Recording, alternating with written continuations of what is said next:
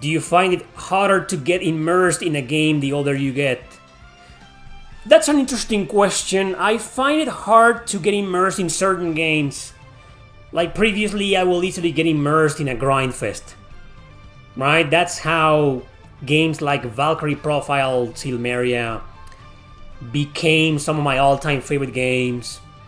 I'm a big fan of Final Fantasy XII, as you may already know. It's not in my top 10 or 20 favorite JRPGs ever. Probably not even top 50, but it's there. I fucking love it. But yeah, I have more patience for that. I have more enjoyment, more appreciation. I easily immerse myself in a game like that. But nowadays, I feel like, dude, I just can't fucking do that. So,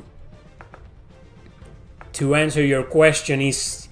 So yes, but depends on the game. Like some genres I didn't appreciate before, I appreciate them now more than ever. But also the other way around, there's games like I just, dude, I can't take it anymore. Like, oh my god.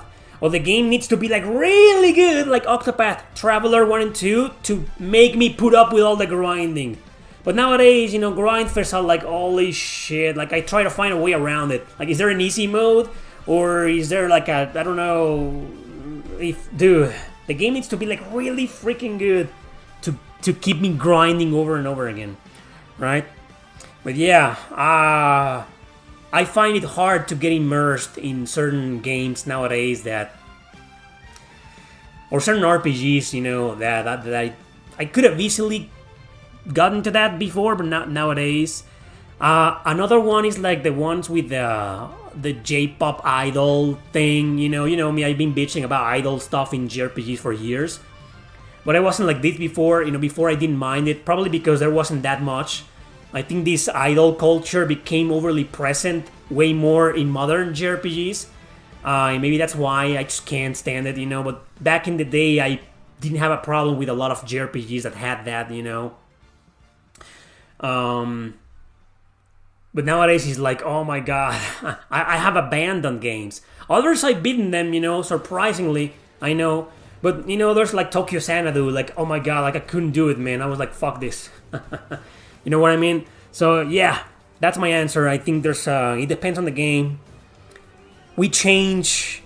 We will not always... I think that this happens to everybody. I think there's a lot of people out there that are the same as me. Like they enjoyed certain things from certain games or certain genres before, and nowadays they can't stand them or they don't like them as much. So this is something that happens to a lot of people.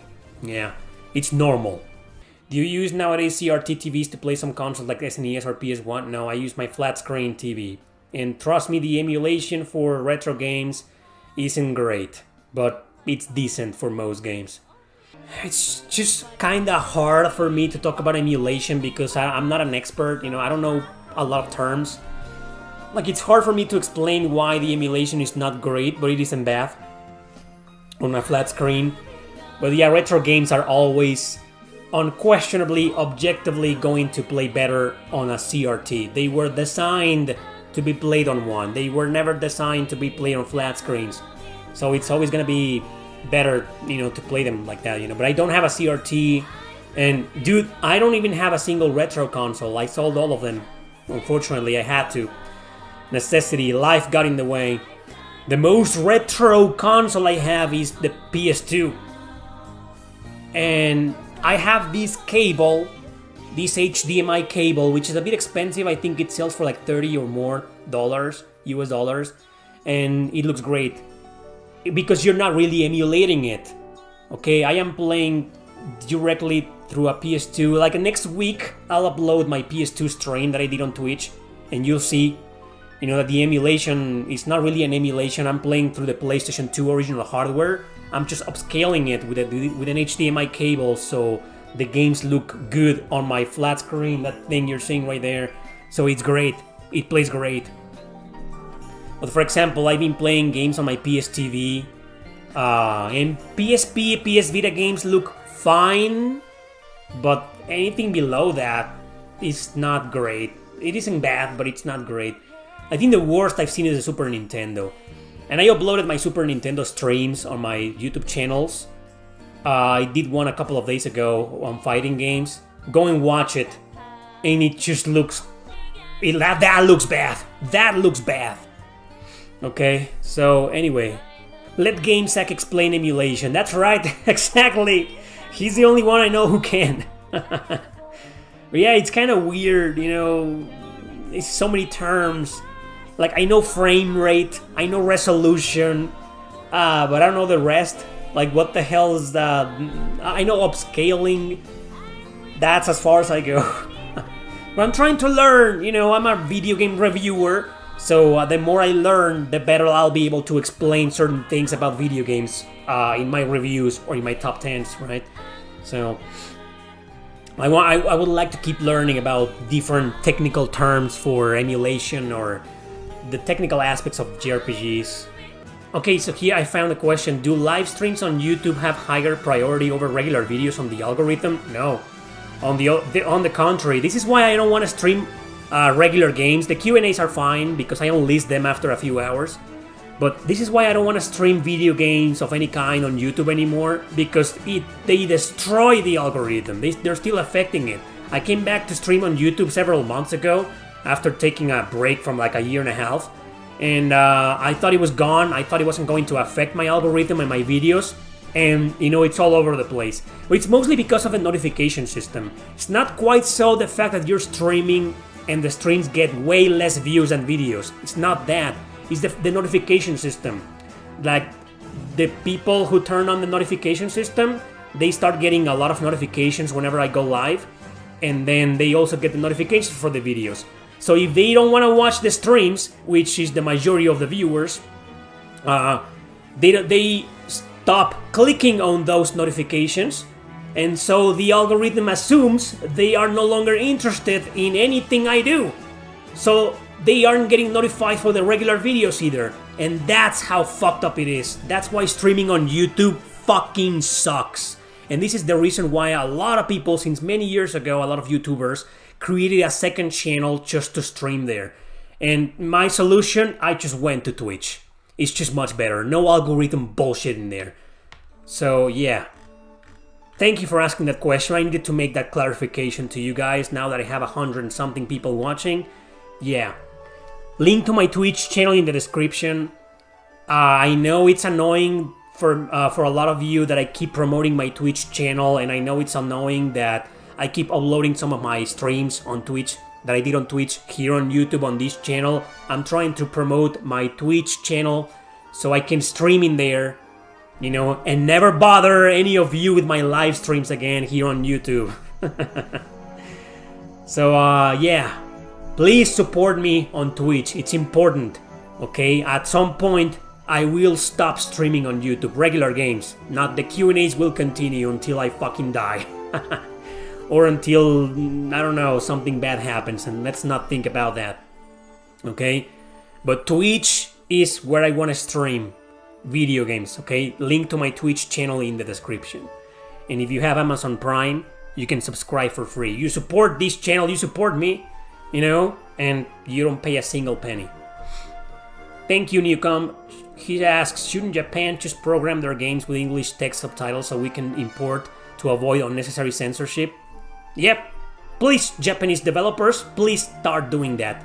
But the problem is that they're gonna use AI to translate, and yes, AI is very advanced and professional right now when it comes to translating. But let me be honest with you, man. I've been using AI software to translate my books, but dude, I gotta do like half of the work or more than half. I gotta correct a lot of things, you know, because languages are so different. Pronunciations, pronouns, not those fucking pronouns, actual pronouns, you know, that's pronouns that have been there since prehistoric times, probably. A lot of sentences or jokes that don't make any sense, you know, or stuff like that, you know. So when I start translating my books to English, what I do is just throw the entire document on the program and then download it. But then I have to start correcting it and editing it since the beginning, and it takes me, dude, it's a pain in the ass, trust me. So I don't know Your question is, should they start doing that to avoid all the censorship bullshit? Yes, but they're gonna need someone professional. They're gonna need a human being, you know, because AI. I don't think AI, when it comes to translating any language out there, is like there yet. Is that fucking professional and that really, what's the word, like faithful, you know? I don't know. And there's a lot of manipulation with AI software, unfortunately. You know, Chat GPT is a perfect example how it's fucking politicized, you know. So Japanese developers and they have to find this software that is not controlled by politics or manipulated by politics, you know, that is just free. But they still, I still feel like they need like a human being to supervise the translation and to correct certain things, you know, that are not gonna make any sense. There we go. That's my question. That's my answer to you. That's an interesting question. I think, yes, they should start doing that, but they still need human beings to overview that, you know, to supervise that, because a lot of things there's going to be a lot of grammar mistakes because of the translation. It's just AI is not that perfect yet to translate context, let alone translating words. To translate context, that's the issue. That was the word I was looking for. You know, it's not that great yet to translate context. You know, it's just not there yet. So, but the answer is yes. Japanese developers should start doing that, and they should hire like someone not from a fucking company or consultant. You know, someone, not just a random dude, you know, who knows English and Japanese. That's what they need to do. They will save a lot of money. And they should start publishing their games themselves. That's what Falcom wants to do. Falcom, there's been rumors that Falcom wants to like go independent and start publishing their games themselves. Oh, is this Arno Surge? Holy shit.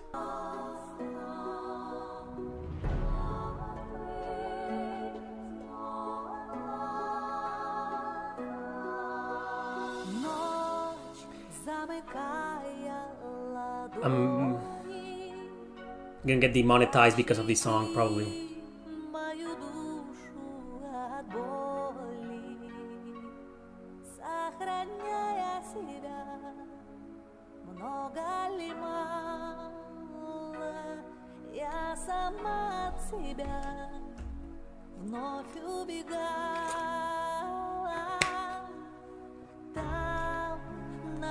Arno Surge.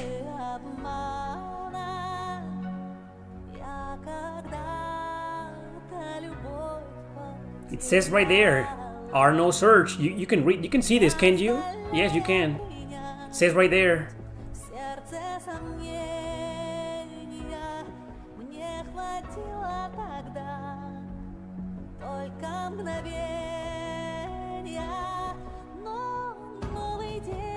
Well, yeah.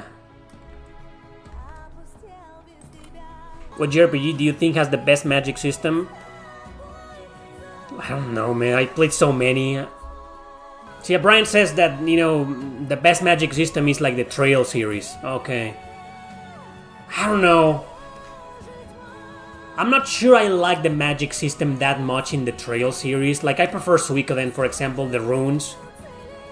To answer your question, Hong Lung, about magic system, probably Suikoden, the Suikoden series, or Chrono Cross itself, you know. You go, fight, retreat, and then cast a spell. You know, I love the magic system in Chrono Cross. Everybody hates on it. I know it's hard to get into and to appreciate, but once you do, you know, it's a blast. I think the magic system in Chrono Cross is one of the best ones out there.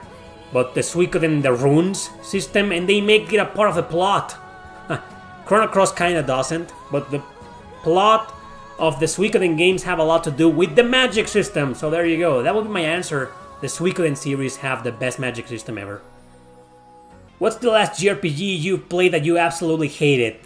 Well, my friend, it's called... I'll show it to you. Don't get me started on bad JRPGs, okay, that I hate. You know what happened last time. This is the last JRPG that I hated. This fucking thing.